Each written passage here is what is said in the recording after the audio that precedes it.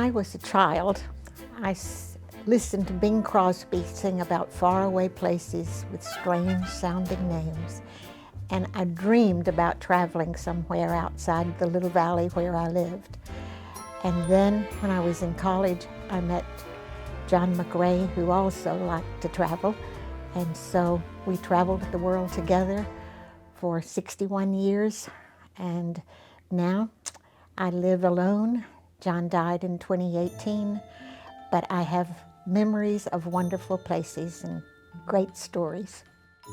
This is the city of Jerusalem, the birthplace of 3 religions. I lived there on 2 occasions, and it is my favorite place in the world. I guess when we're young, we think things are always going to be the way they are at that time. I had lots of pictures in my mind. They're still there. I still call them up. But I never considered the fact that at some point I would not be able to actually see those places. Major funding for Aging Matters is provided by the West End Home Foundation, enriching the lives of older adults through grant making, advocacy, and community collaboration. The Jeanette Travis Foundation, dedicated to improving the health and well-being of the Middle Tennessee community. The HCA Healthcare Foundation, on behalf of TriStar Health.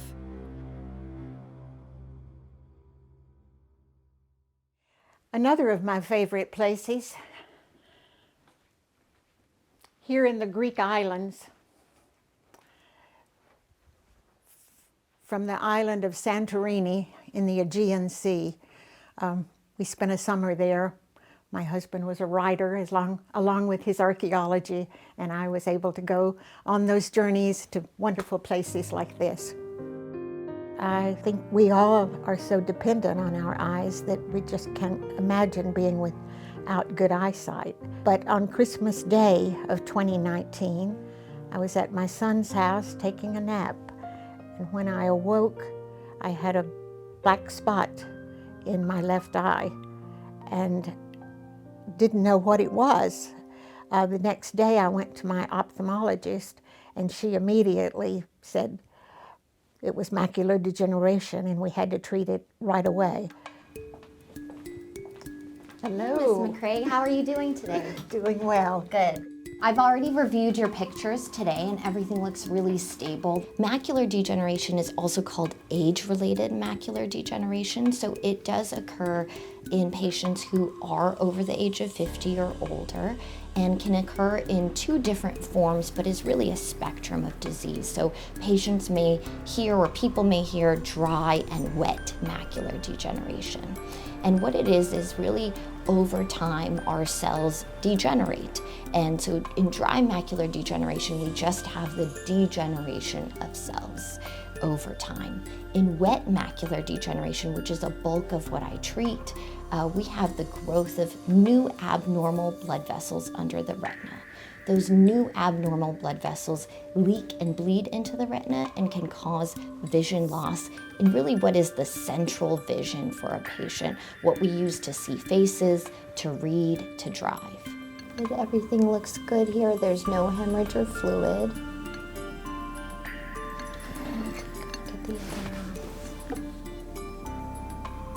You can sit back for me. I'm going to look with one more light, okay? Patients are living longer, and I think that has to do with part of why we're seeing more patients with macular degeneration. But there are also several risk factors for macular degeneration. So we know that patients who are of Caucasian descent may be at higher risk for macular degeneration. There are certain genes that we're studying that can be passed down in families that can also make patients more at risk for macular degeneration. Smoking can also affect your macular degeneration risk, as well as UV light exposure. And while some of these things are modifiable, many risk factors for macular degeneration are not. And this is still an active area of research where we're really trying to figure out what is it that at a cellular level or a genetic level really leads to higher risk for macular degeneration. As we age, vision degrades. It's going to happen simply because the visual system, like the rest of the brain and the body, we're not designed to last more than 50 or 55 years.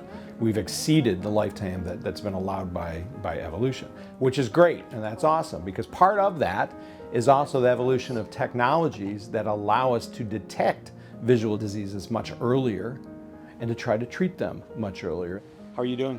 Am I good? Talk to me. So I'm dissecting corneas.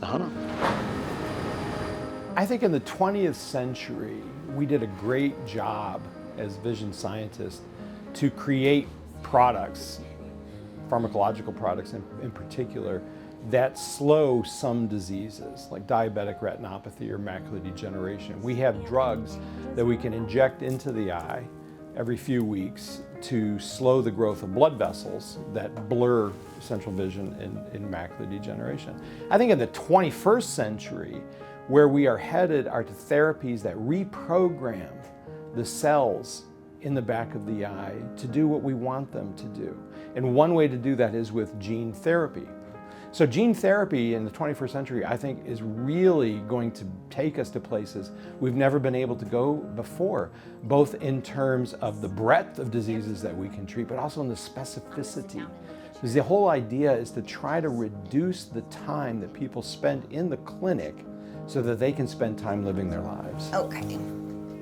And so here are pictures, and there's no fluid here. Everything looks really nice and stable. Our clinical trials are very interesting and really exciting to me, and particularly the wet macular degeneration gene therapy trial. We've enrolled several patients in this trial, and they undergo surgery in order to get the gene therapy delivered to their retinas.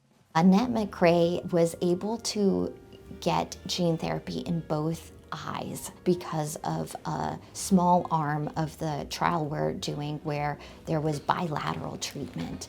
And she was one of my patients that no matter what medication I used, she really required frequent injections every single month to control the amount of fluid from her wet macular degeneration. And for her, since getting gene therapy, she has not required any injections for her wet macular degeneration, and it's remained stable without fluid and without any change to her vision. You got tea? I think that these results show us that there are new therapies on the horizon that can alter the course of treatment for our patients. There were two things. I felt that it perhaps would benefit me not to have to continue to get the injections. But I also felt that at 88, there's not very much that I can do to help anybody else. And if I could use my affliction, if I could use my opportunity to let my eyes be studied to the extent that it might be beneficial to other people, this can be a very daunting kind of experience to go through losing one's eyesight. So I thought if I could in any way help other people, that would be something that I could do at 88 that not many people would be able to do. I would encourage patients who are in their 50s or 60s to see an eye specialist, particularly an ophthalmologist, especially if they have a family history of eye disease like glaucoma or macular degeneration, something that can potentially show up silently at first, and so can only really be picked up on an exam with a specialist of the eye. And looks like you're here for roughly about a 3-4 week post-op visit. How has your vision been since you were here last? I knew I had a family history of glaucoma. My father had it, so I knew I was at higher risk. So early sort of proactive screening was important for me. Well, being a cardiologist, you know, family history is extremely powerful. Hypertension or high blood pressure is a silent killer. You may not know it until too late when you have a stroke. If you have a family history of hypertension or high blood pressure, it's important to get that checked early on and follow it. And treatment should start when it's indicated. Similar to glaucoma, glaucoma is a silent vision killer, so to speak. There's no early symptoms, no warning signs, and the only way to find out is to have a comprehensive eye exam when it's appropriate. Glaucoma is something that a lot of people have never heard of, don't know what it is. When I describe it as, it is a, like I said, a chronic, progressive, neurodegenerative condition that has to do with damage to the optic nerve. The optic nerve is the power cable that connects the eye up to the brain. And so if the power isn't on for your television won't work. So it's centrally important to vision. Glaucoma happens when damage occurs to that optic nerve. Oftentimes, it's related to pressure elevation in the eye, elevated above what the eye can handle. Okay? It's up to me, through testing, through assessment, through monitoring, to decide, is the pressure in your eye sustainable, or is it going to lead to progressive vision loss? The vision loss in glaucoma that happens usually is the side vision, or peripheral vision is what we describe it as. So as glaucoma gets worse, it's very common that people do not know that it's happening, because when slowly your side vision creeps in, you get used to that vision of the world, because you're still seeing very clearly centrally. But if you lose that side vision, when it gets to be very severe and is encroached into the very center, it is a debilitating vision loss. And so we call it the silent thief of sight, because over and over I diagnose a patient at the very end stage because they haven't noticed that slow creeping in of the side vision. And so that's kind of in a nutshell what glaucoma is. There's a very strong genetic component. So a lot of families have glaucoma worse than others.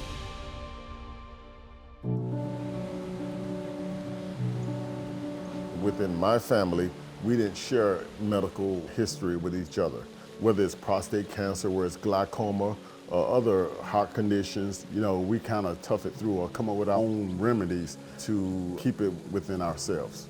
I tried my own using Visine to keep my eyes, not going to see the doctor because I never thought something would happen to my eyes, even though my sister had went blind, even though I'm watching my father go blind. I just had this thing that, nothing can happen to me, I'm healthy. But it's good with shades on though, because you got glaucoma, and you can't stand the light. So I was diagnosed with glaucoma in April of 2021. Basically, my wife saw me putting drops in my eyes all the time. And with my wife having glaucoma, I knew how serious it was when your pressure is high in your eye. Actually, when I first got diagnosed, the pressure in one of my eyes was 38. They kept me there for a couple hours before I could even leave the office. And that's when I realized that, hey, I have a serious ailment, you know what I mean? I can go blind. When I was diagnosed in 2021, I did a lot of research in finding out that this particular disease is prevalent among the African American race. I think there should be more focus on glaucoma within the Black community. There should be more outreach groups for people that don't have health care. And we need to also let our siblings know, not only our siblings, our kids know what are ailments that is genetically inherited in our family. It's a good idea if you can talk with your family when you're all together sometimes so that you can understand what diseases may be in your family, even if it's not in your parents or your brothers and sisters. It could be an aunt or an uncle or a grandparent. And so, good idea to get as much of that information as you can. Having said that, sometimes people don't know their family history. Sometimes someone's adopted, for example, and they don't know, the history of any genetic conditions that they might inherit. And that's okay, because we can examine them and still be able to counsel them based on the findings of the exam if they have any problems and when they need to be seen again. If a condition like glaucoma is not detected and goes untreated, worst case scenario, it can result in total blindness in both eyes. Hey Derek, how's it going? It's going good. The eyes can be a window into our entire bodies in helping us to diagnose diseases such as hypertension or diabetes. We can see findings on examination of the front of the eyes and how the eyes move around that can indicate neurologic diseases or stroke, for example. If someone has a brain tumor, it can increase the pressure in their brain, and that pressure is transmitted to the optic nerves that connect the eye to the brain. When we look in the back of the eyes, we see swelling of the optic nerves that can indicate there's a serious problem. Well, my advice to someone aging is to make sure that they're getting eye exams at the frequency that's indicated. For example, patients who are in their 60s or older, every 1 to 2 years, even if they have no problems, should have their eyes checked by an ophthalmologist or an optometrist. In your 50s, a little bit less often, probably every 2 to 3 years, and in your 40s, probably about every 3 to 4 years. What would be the lowest word that you can read down this left-hand column here? Certainly, if you have an eye problem or if you wear glasses, you're getting periodic eye examinations to update the glasses or to monitor whatever problem you have. But even if you think, I've got nothing wrong with my eyes, it's still important to periodically get your eyes checked and then follow the advice of your eye care professional in terms of when your next follow exam needs to be. Because if you develop an eye disease, there's a good chance that you can get effective treatment and give you the best possible outcome for a lifetime. Or we might detect on an eye exam that you have an issue related to your systemic health, high blood pressure, diabetes, other problems. And that's going to help you to get earliest diagnosis, best possible treatment, and best long-term outcome.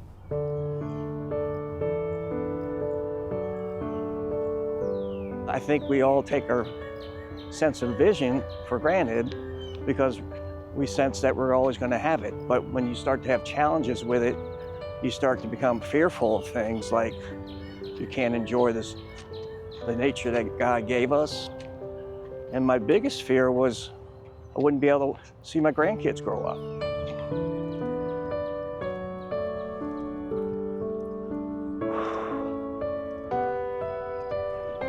So I'm extremely grateful that I was referred to Dr. Roth at Vanderbilt Eye because she's been absolutely the best.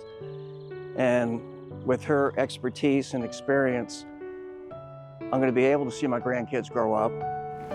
Is that height okay for you? Yeah, this time. Okay. When you're young, you always want things to get better. But as we get older, if we can stay the same, that's winning. We're going to fight like heck to try to preserve everything we do for as long as you as my patient are living. But we definitely need to celebrate the now. Very encouraged.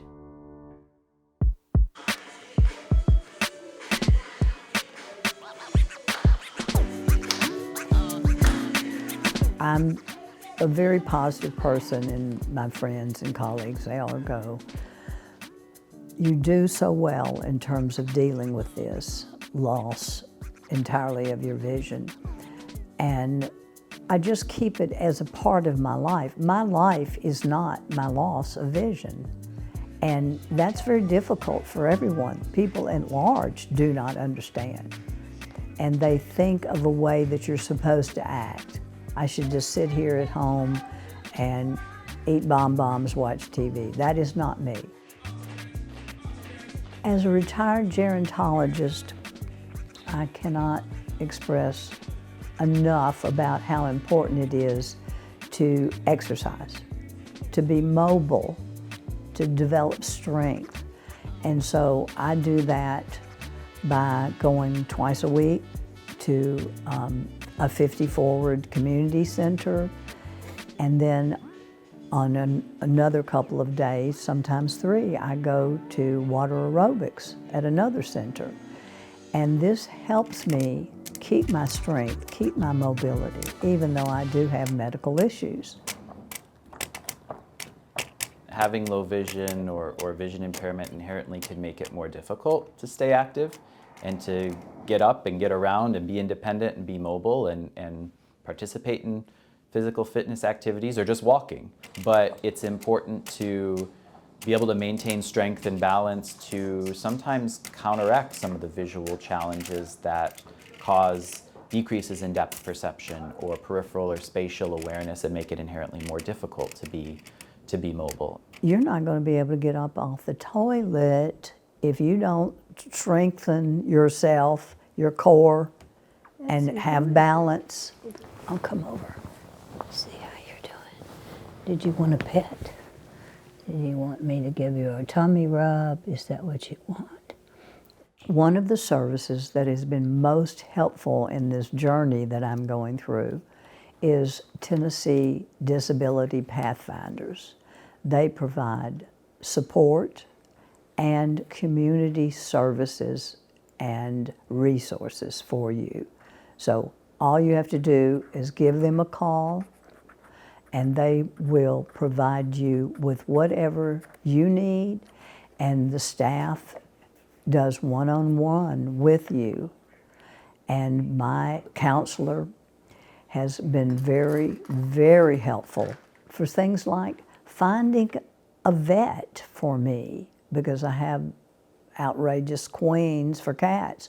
And she was able to find a vet that will come here and understand and help me. And I need to speak about transportation. Thank you, Mohammed. You're welcome. Transportation is extremely important to people who are disabled and absolutely makes my life possible in Nashville. I have a very special company, Mobility Solutions, with Mr. Mohammed, in which all of the drivers are very kind. Thank you so much. And always are ready to help us in any way that we need. I know they're coming to get me. They're not going to leave me. They're not going to drive past and see I have a cane and say they don't want to deal with me. I know for sure that they will take care of me. I can't emphasize how important transportation is. This makes it a lot safer for me, for you to come and pick me up. I'm very committed to my own independence, and I have to be. It's me. Thank you. We don't have to let the vision loss define what we can and can't do. We may have to come at that task from a different angle or in a different way than we used to. And if we can embrace that, then we can thrive. And that's what I'm trying to show people on a daily basis and get them to the point of realizing that potential. Glaucoma will be the problem. It is showing itself right now in taking daily my vision.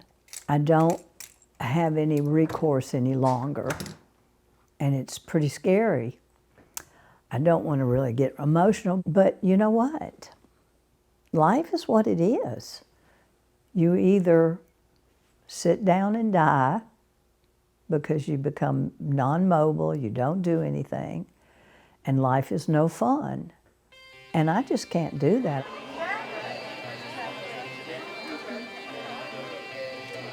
I'm going to introduce one of the organizations that I belong to that's called Disabled to the Front.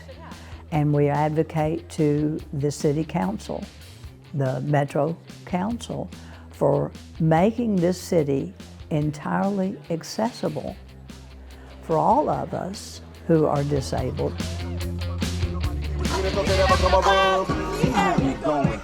I like to go out and dance. I like to go and do karaoke with my friends at Disabled to the Front. We go to places to see if they're accessible, and we dance, we sing. I want to be able to do that until I die. So it's very, very important for me to be independent and to be able to enjoy my life as it is. If you ask someone, what is it you fear most about getting older? Most people will answer losing cognitive ability, but a very, very, very close second is losing sight. And that is because those visual memories help define who we are as human beings and as individuals. It's an incredible gift, vision.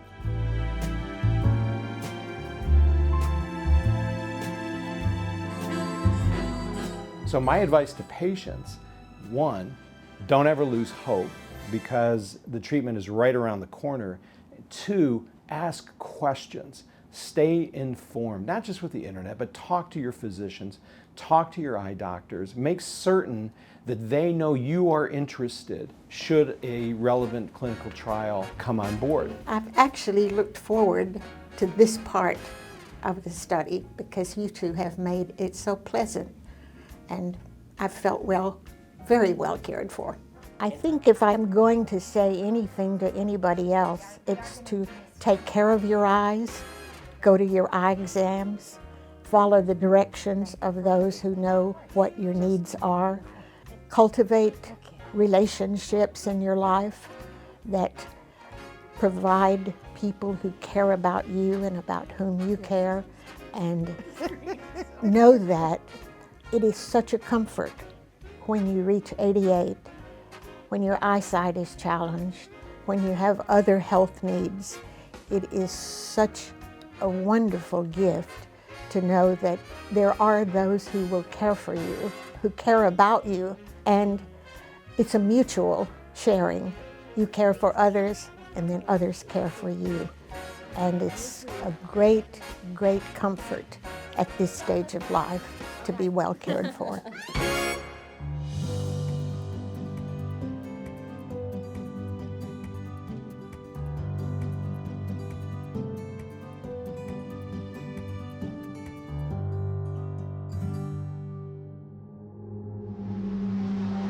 Major funding for aging matters is provided by the West End Home Foundation, enriching the lives of older adults through grant making, advocacy, and community collaboration. The Jeanette Travis Foundation, dedicated to improving the health and well-being of the Middle Tennessee community. The HCA Healthcare Foundation, on behalf of TriStar Health.